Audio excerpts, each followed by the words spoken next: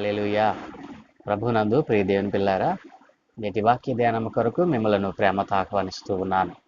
నేటి వాక్య ధ్యానముగా 89వ కీర్తన మొదటి 4 వచనాలు చదువుకొని ధ్యానం చేసుకుందాం.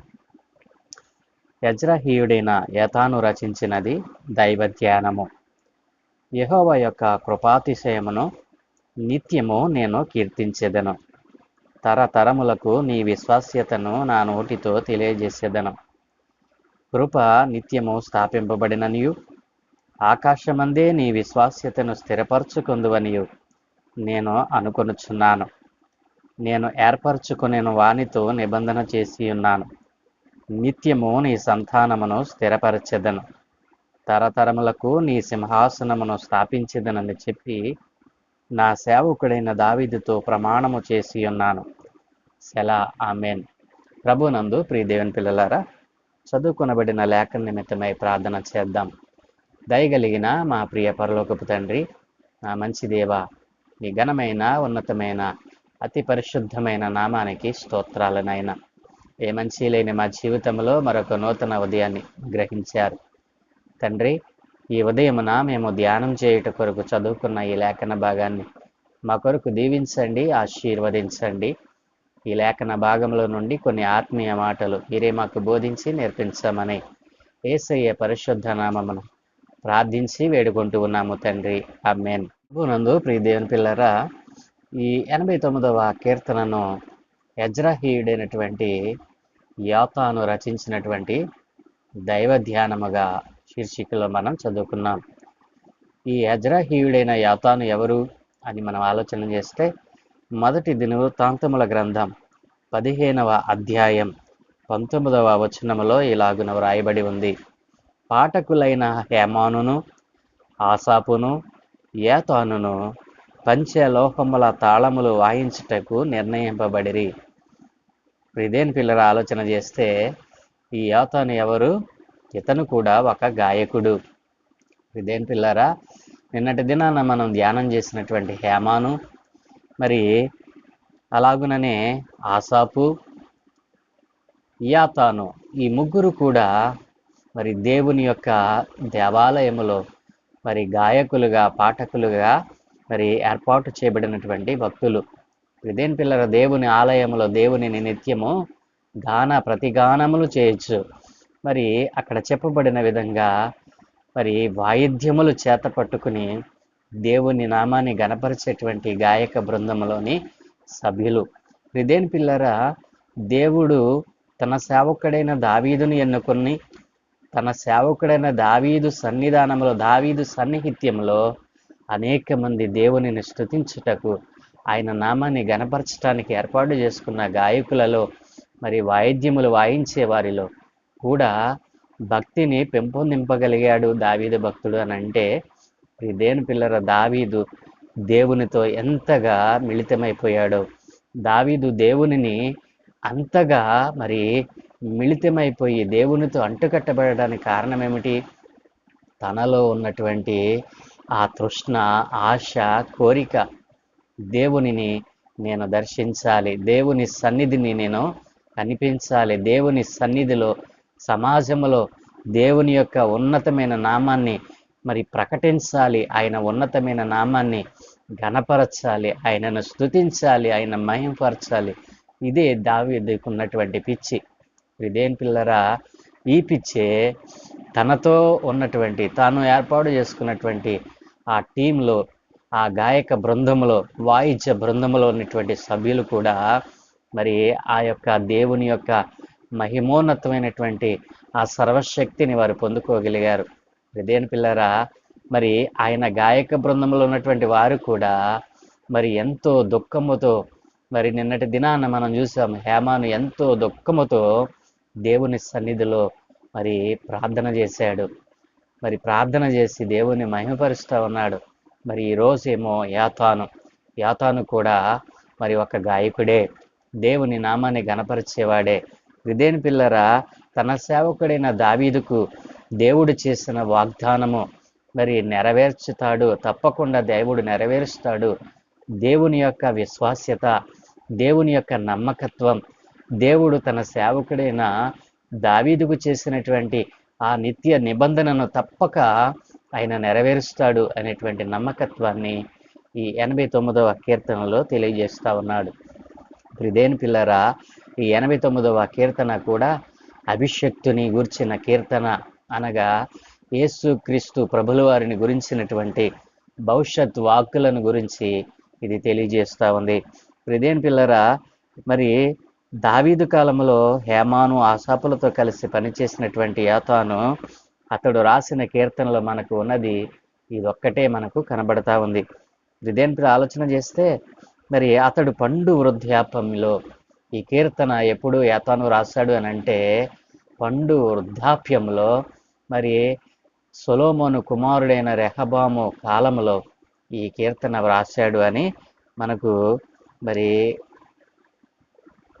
చరిత్ర ద్వారా మనకు తెలుస్తూ ఉంది.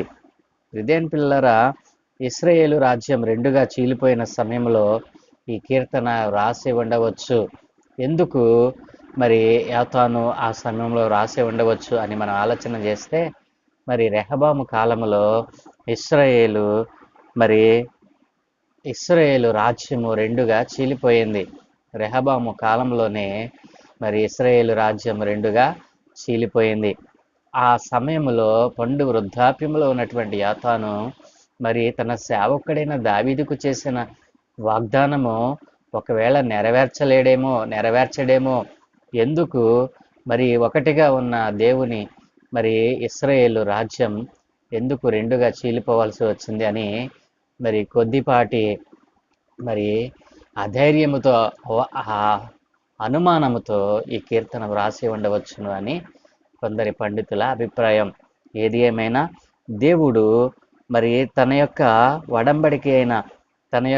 వడంబడిక ప్రకారము దేవుడు తన సేవకుడైన దావీదుకి ఇచ్చినటువంటి మరి నిబంధన, ఏదైతే నీ సింహాసనమును స్థిరపరుస్తాను అన్నటువంటి దేవుని యొక్క నిబంధనను దేవుడు ఎప్పటికీ కూడా మేరడు అని, ఆయన విశ్వసనీయత ఎంత ఉన్నతమైనదో, మరి ఆయన కృప, ఆయన కరుణ ఆయన పిల్లల పట్ల ఎంత ఉన్నతమైనదో ఇక్కడ యోతాను మరి తన అనుభవాలను, దేవుని గురించిన సత్యాలను తెలియజేస్తూ ఉన్నాడు. ప్రిదేని పిల్లరా, మరి దేవుడు మాట ఇచ్చి తప్పేవాడు కాదు.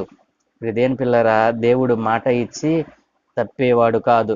ఈ 89వ కీర్తనలో 33, 34 వచనాల్లో మనం చూస్తే ఆ మాట మనకు మరి ఆ యొక్క మాటలు మనకు తెలియవస్తూ ఉన్నాయి. ప్రిదేని పిల్లరా, ముందు మనం వాటిని ధ్యానం చేయబోతా ఉన్నాం. దేవుని యొక్క విశ్వసనీయత ఎంత ఉన్నతమైనదో, అలాగుననే ఆయన ప్రమాణం చేసినటువంటి వాగ్దానాన్ని తప్పక నెరవేర్చేవాడు అని యోతాను విశ్వసిస్తూ ఉన్నాడు. అలాగుననే మరి ఈ కీర్తన ద్వారా యోతాను గత 3000 సంవత్సరాలలో ఉన్న తరాల విషయంలో దేవుడు తన ప్రజల పట్ల ఆయన చూపుతున్నటువంటి విశ్వసనీయత, మరి ఈ కీర్తన వ్రాయటానికి ముందు 3000 సంవత్సరాలకు పూర్వం ఉన్నటువంటి తరాలను ఆయన తరచి చూస్తూ ఉన్నాడు. ఆ తరాలను తరచి చూసినప్పుడు ఏ తరములో కూడా దేవుడు వాగ్దానం చేసినటువంటి ఏ మాటను కూడా ఆయన తప్పలేదు. కాబట్టి నా సేవకుడైన దావీదు విషయంలో కూడా ఆయన మాట తప్పడు అనేటువంటి ఒక విశ్వసనీయతకు మరి యోతాను వచ్చినట్లుగా మనం చూడవచ్చును.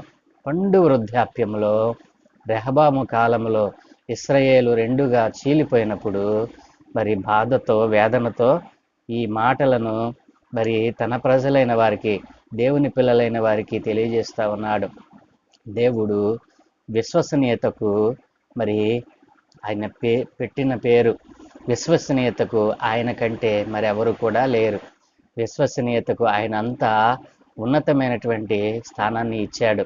దేవుని యొక్క మరి ప్రమాణము, దేవుని యొక్క నిబంధన అనేటువంటిది తన ప్రజల పట్ల ఎంతో ఉన్నతమైనది.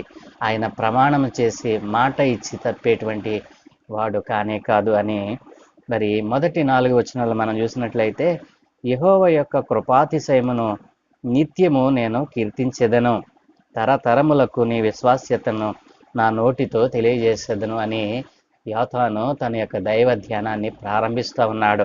దేవుని యొక్క కృపాతిశయము నిత్యము నేను కీర్తిస్తాను. ఆయన కృపా సత్యములు ఎంతో ఉన్నతమైనవి, నిత్యము కూడా నేను వాటిని మరి కీర్తిస్తాను అని గాయకుడైన యాతాను అంటూ ఉన్నాడు. అలాగనే తరతరములకు నీ విశ్వాస్యతను నేను తెలియజేస్తానంటున్నాడు. ఆయన విశ్వాస్యత ఒక తరముతో ఆగిపోయినది కాదు.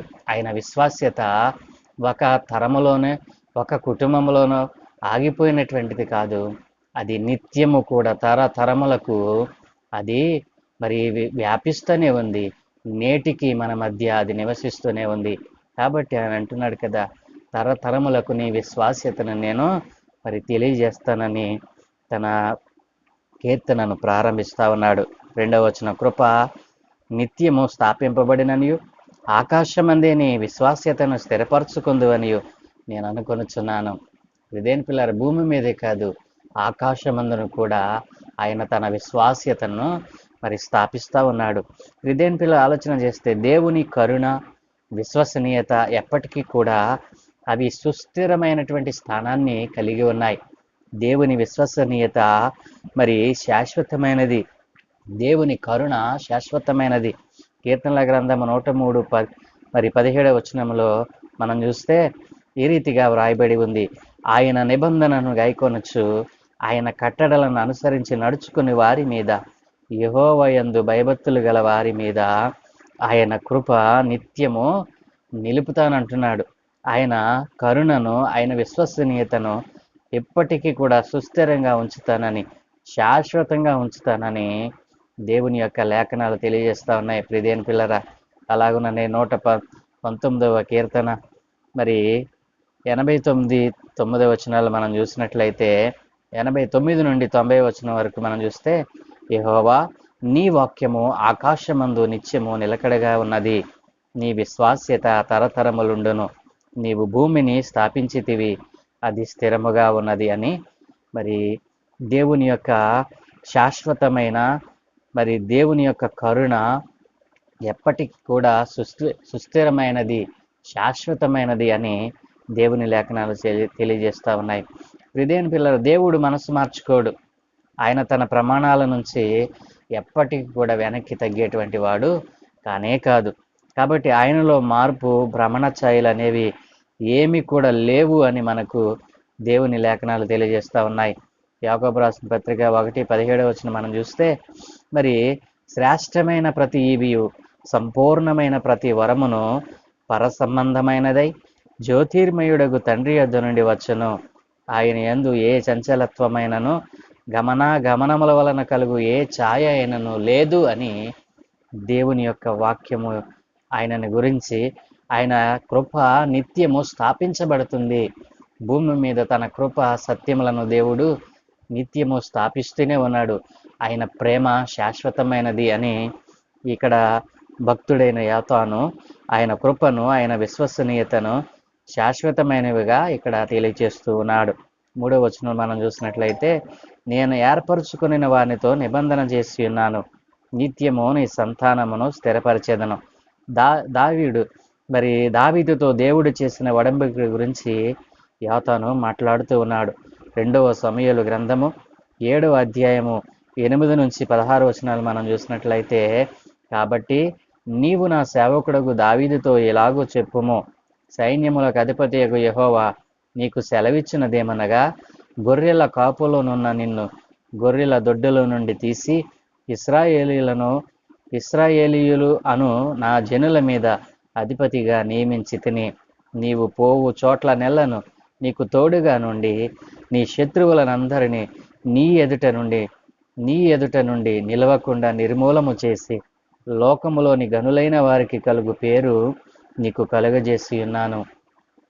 10వ వచనం, మరియు ఇశ్రాయేలీయులను నా జనులు ఇకను కదిలింపబడకుండా తమ స్వస్థలమందు నివసించినట్లు దాని యందు వారిని నాటి, పూర్వము ఇశ్రాయేలీయులను నా జనుల మీద నేను న్యాయాధిపతులను నియమించిన తరువాత జరుగుచూ వచ్చినట్లు దుర్బుద్ధి గల జనులు ఇకను వారిని కష్టపెట్టక ఉండినట్లుగా చేసి, నీ శత్రువుల మీద నీకు జయమిచ్చి నీకు నెమ్మది కలిగజేసి ఉన్నాను.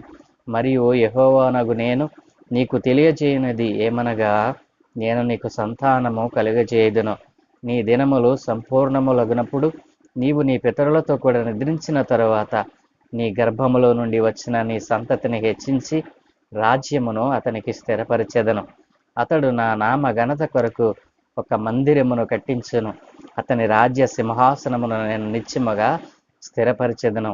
నేను అతనికి తండ్రినయుండును, అతడు నాకు కుమారుడయుండును. అతడు పాపము చేసిన యెడల నరుల దండముతోనూ మనుషులకు తగులు దెబ్బలతోనూ అతని శిక్షింతును గాని, నిన్ను స్థాపించుటకై నేను కొట్టివేసిన సౌలునకు నా కృప దూరమైనట్లు అతనికి నా కృప దూరము చేయను. నీ మట్టుకు నీ సంతానమును నీ రాజ్యమును నిత్యము స్థిరమగును, నీ సింహాసనమును నిత్యము స్థిరపరచబడును అని దేవుడు తన సేవకుడైన దావీదుకు సెలవిచ్చినటువంటి మాటలను ఇక్కడ యాతాను జ్ఞాపకం చేసుకుంటూ ఉన్నాడు. ప్రియదేని పిల్లరా, ఇక్కడ యేసుక్రీస్తు ప్రభుల వారిని గురించిన భవిష్యత్ వాక్కులు ఇక్కడ మనకు కనబడతా ఉన్నాయి. మరి మనం చూసినట్లయితే యోహాను సువార్త 7:42 వ్రాయబడినటువంటి మాట, క్రీస్తు దావీదు సంతానములో పుట్టి దావీదు ఉండిన బెత్లెహేమును గ్రామములో నుండి వచ్చునని లేఖనము చెప్పుటలేదా అని అక్కడ వ్రాయబడిన మరి విషయాన్ని దేవుడు మరి యాతాను భక్తుడు జ్ఞాపకం చేసుకుంటా ఉన్నాడు. అలాగే అపోస్తల కార్యములు 2వ అధ్యాయం 40వ వచనంలో వ్రాయబడినటువంటి మాట, ఇంకను అనేక విధములైన మాటలతో సాక్ష్యం ఇచ్చి మీరు మూర్ఖులకు ఈ తరము వారికి వేరే రక్షణ పొందుడని వారిని హెచ్చరించాడు. ఇదేని పిల్లల దేవుడు దావీదుతో చేసినటువంటి వడంబడికను యేసుక్రీస్తు ప్రభుల వారితో సహితం ఆయన నెరవేర్చాడు.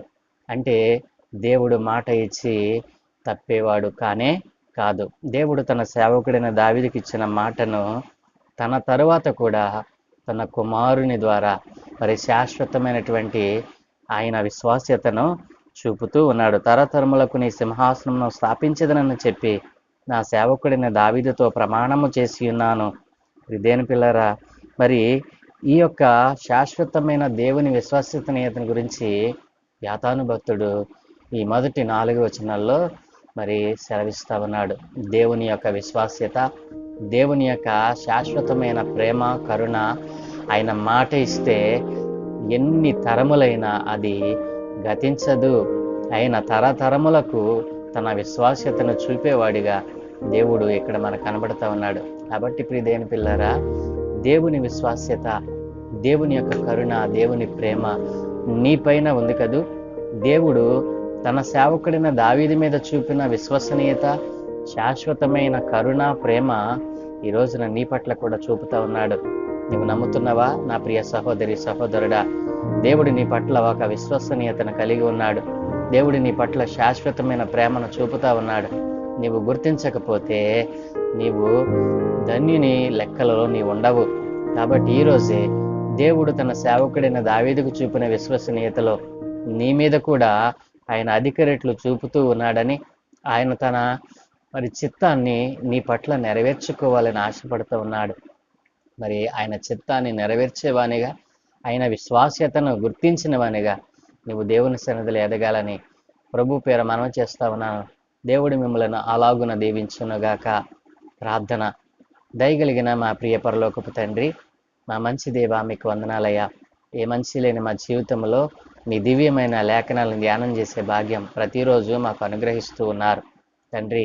ఈరోజు మేము చదువుకున్న, ధ్యానం చేసిన ఈ 89వ కీర్తన మొదటి 4 వచనాల్లో అయా ఇదిగో నీ భక్తుడైనటువంటి యోతాను, అయా నీ సేవకుడైన దావీదుకు చేసిన వాగ్దానములలో అయినా నీ విశ్వాస్యతను కనుగొన్నాడు నాయన. తరతరములకు నీ విశ్వాస్యత తరిగిపోదని, నీ ప్రేమ శాశ్వతమైనదని, నీ కరుణ ఉన్నతమైనదని శాశ్వతముగా నాయన ఇదిగో నీ పిల్లలైన వారికి తరతరములకు నైనా నీ కృపను చూపువాడవని యాతాను భక్తుడు జ్ఞాపకం చేసుకుంటా ఉన్నాడు. ఒకానొక సమయంలోనైనా ఒకవేళ నీవు చేసిన వాగ్దానాన్ని అయా ఎక్కడ తప్పుతావోనని, ఎక్కడ మీరుతావోనని భయపడ్డాడు. కానీ నీవు గొప్పవాడివని, ఆకాశములు నీ విశ్వాస్యతను, నీ కృపా సత్యములను వివరిస్తూ ఉన్నాయని, నీవు ఎప్పటికీ మాట తప్పని వాడవని గుర్తించగలిగాడు నాయన. ఇదిగో నీ బిడ్డలైన వారు, రక్షణ పొందుకున్న వారు నీ విశ్వాస్యతను, నీ యొక్క శాశ్వతమైన ప్రేమను గుర్తించకుండా ఈ రోజున లోకంలో బ్రతుకుతా ఉన్నారు నాయన. అలాంటి వారితో మీరు మాట్లాడారు. నీ విశ్వసనీయత ఒక్క తరముతో ఆగిపోయేది కాదు అని, శాశ్వత కాలము నీ విశ్వసనీయతను నీ ప్రజల పట్ల, నీ సేవకుల పట్ల నీవు చూపుతూ ఉన్నావని నీ పిల్లలు గ్రహించడానికి కృప చూపారు నాయన. ఈ రోజుననే నాయన, ఇదిగో తండ్రి, నీవు శాశ్వతమైన ప్రేమను, శాశ్వతమైన కృపను, శాశ్వతమైనటువంటి విశ్వసనీయతను నీ పిల్లల పట్ల చూపుతావని నీ పిల్లలు ఎరిగి నీ యందు విశ్వాసం ఉంచి నాయన, ఇదిగో నీకు విధేయులగునట్లుగా సహాయం దయచేయమని ఈ దినం మేము చేయ పనులన్నిటి మీద మీకు అనుదృష్టి ఉంచి మీ దూతల కాపుదలు అనుగ్రహించి మీరే మహిం పొందుకోమని యేసయ్య నామమును అడిగి వేడుకుంటూ ఉన్నాము తండ్రి. ఆమేన్, ఆమేన్, ఆమేన్. అందరికీ వందనాలండి. Praise the lord.